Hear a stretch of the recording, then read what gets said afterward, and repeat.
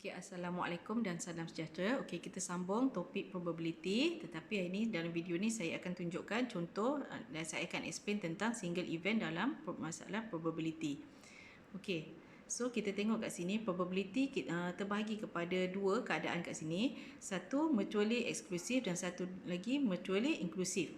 Okey, kalau tengok dekat sini mutually exclusive maksudnya ada dua event yang berbeza dan tidak bertindan. Maksudnya event A tidak bertindan dengan event B. Dan bagi mutual exclusive event, mutual inclusive event, okey, bertindan A dan B ni dia bertindan.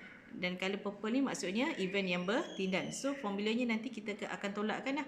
Probability A tambah probability B tolak dengan probability A intersection B. Okey, formula dia ni maksud dia. Okey, boleh follow kat sini. Yang tanda U terbalik tu adalah intersection dan U adalah union. Okey, dan kita kena ingat single event hanya berlaku sekali dan pick on one only. Okey, so ini adalah contoh untuk mutually exclusive. Okey, mutually exclusive maksudnya yang tidak bertindan kan. Okey, contoh pick one student either boy or girl. Okey, so maksudnya kat sini boy and girl tidak boleh orang yang sama. Cannot be the same person. Okey, so ini adalah mutually exclusive. Ada dua macam ni kan, tak boleh bergabung. Lelaki tak boleh jadi perempuan, perempuan tak boleh lelaki. Okey, next mutually inclusive example, pick one student either boy or wearing a red shirt.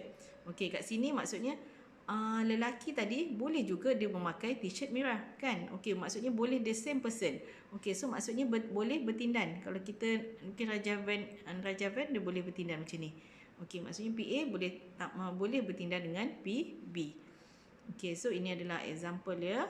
Okey, next kita tengok pada example yang melibatkan calculation. Okey, contoh yang pertama, given a word Malaysia, find the probability to choose consonant letter. Soalan A. Consonant letter maksudnya selain daripada A, E, I, O, U lah. Okey, so kita tengok kat sini langkah yang pertama kita kena listkan number of sample space and event. So kita listkan sample space kat sini adalah letter Malaysia. Maksudnya huruf dalam perkataan Malaysia. Okey, so saya listkan dekat sini. Okey, kemudian number of sample space, kalau kita calculate ini 1, 2, 3, 4, 5, 6, 7, 8. So number of sample space bersama dengan 8. Kemudian barulah kita menjawab soalan A. Soalan A, okey, event of choosing consonant letter. Okey, so kita listkan dia punya event dia, consonant letter M, L, Y, S. Then bilangan dia number of event bersamaan dengan 4.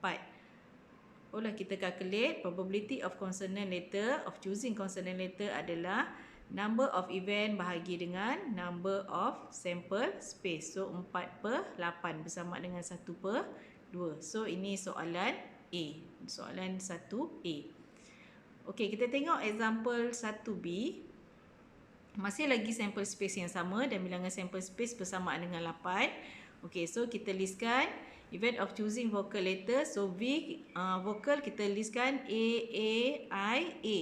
So ada 4 kat sini, number of vocal bersamaan dengan 4. Okey, so kita dapat dia punya probability, number of event bahagi dengan number of sample space. So 4 bahagi dengan 8. Kita dapat sini 1/2. Okey, so settle soalan example 1. Kita tengok pada example yang kedua. Okey, example yang kedua, kita terus baca soalan dekat sini. Find the probability that the digit is picked. Okey, yang pertama even number, yang kedua odd number and multiple of 3.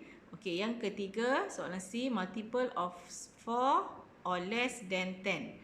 Okey, kita tengok solutionnya kat sini. Yang pertama daripada data yang diberi ni. Okey, so langkah yang pertama, okey, kita tengok soalan A dulu Okey, dapatkan dia punya bilangan number of sample space. Sample space kita semua sekali ni sample space kan. So number of sample space kita calculate kat situ. Sample space ni bilangannya bersama dengan 24. Okey, so even number adalah iaitu nombor genap kan. So kita keluarkan nombor genap kat sini. Kita keluarkan semua sekali nombor genap. So kita dapat sinilah. Next, number of event. Number of event kalau kita calculate kat sini 1, 2, 3, 4, 5, 6 sampailah kita dapat sini 12. So number of event bersamaan dengan 12. Ni NE Okey, saya betulkan di sini NE sama dengan 12. Okey, so probability kita adalah number of event bahagi dengan number of sample. Okey, so dapat 12/24 bersama dengan 1/2. Okey, so untuk soalan A dah terjawab. Okey, kita tengok soalan B. Soalan B, odd number and multiple of 3. Kat sini n. N maksudnya berlaku intersection di situ. Okey, so kita tengok kat sini, kita listkan dulu untuk odd number. Okey, odd number, nombor ganjil. Okey, kita listkan odd number, settle. Okey, kemudian multiple of 3 maksudnya gandaan 3. 3, 6, 9. Daripada data ni, kita keluarkan gandaan 3. Okey, kemudian soalannya nak ni kan, n. Odd number and multiple of 3. Maksudnya kita nak yang bertindan lah. Mana yang bertindan kat sini, saya dah highlightkan kat sini, yang warna merah ni. Okey, yang bertindan. Okey, so saya listkan dia punya event 3, 9, 15, 21.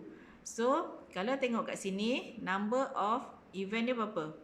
Number of event kat sini, and event dia kita dapat kat sini, NE sama dengan 4. Kan? Okey. So probability odd number intersection multiple of 3 bersamaan dengan 4 bahagi dengan 24. 24 tadi adalah dia punya bilangan sampel kan? Okey. So 4 bahagi dengan 24. So kita dapat sini 1/6. Okey. Okay, next kita sambung kepada soalan example 2C. Okay, soalan 2C, multiple of 4 or less than 10. Okay, so kita tengok, kita listkan multiple of 4, kita listkan gandaan 4. Okay, so 4, 8, 12, 16, 20, 24. Then less than 10, 1 sampai 9. Okay, kemudian kita tengok mana yang bertindan. Mana yang bertindan, iaitu multiple of 4 and less than 10 yang bertindan ada 4 dan 8. Okay, yang saya highlight sini 4 dan 8. Okay, so kita ingat balik formula. Formulanya untuk O, multiple of 4 or less than 10 adalah PA plus PB minus PA intersection B. Okay, so daripada formula ni kita tengok apa yang jadi. Okay, so kita dapat tadi PA maksudnya multiple of 4. Kita dapat kat sini 6/24 kan. Sini PA dia kan 6. 2, 4, 6 kat sini kan. Okey, 6/24 tambah dengan PB less than 10 adalah 9/24. Tolak dengan PA intersection B, maksudnya intersection 2 kan. 2 sini 2/24. So jawapannya kita dapat sini 13/24. Okey, boleh faham? Okay, kemudian kita tengok pada example yang ketiga. Example yang ketiga, ya, untuk soalan ni awak kena terjemahkannya dulu. Dapat soalan ni, kalau boleh terjemahkan dulu dalam bentuk jadual supaya kita nampak lebih jelas lah. Okay, so kat sini, if 50 interviewer come for an interview, 12 out of 20 male are experienced worker and 20 out of 30 female are fresh graduate. Okay, find the probability if one of the succeed interviewer is, okay, tengok soalan A, an experienced female worker. Soalan B, a fresh graduate or male. Okay, so kita buat jadual kat sini. Ini data yang diberi daripada jadual. Ini adalah daripada data kita terjemahkan dalam bentuk jadual. Ini nilai-nilai yang telah diberi. Okay, so yang kosong tu kita isikan. Yang kosong maksudnya dia dah bagi kat sini kan. 12 out of 20 male. Maksudnya kita tahu dah male jumlah dia adalah 20. So yang ni berapa nilai dia kat sini? Okay, so nilainya bersamaan dengan 8.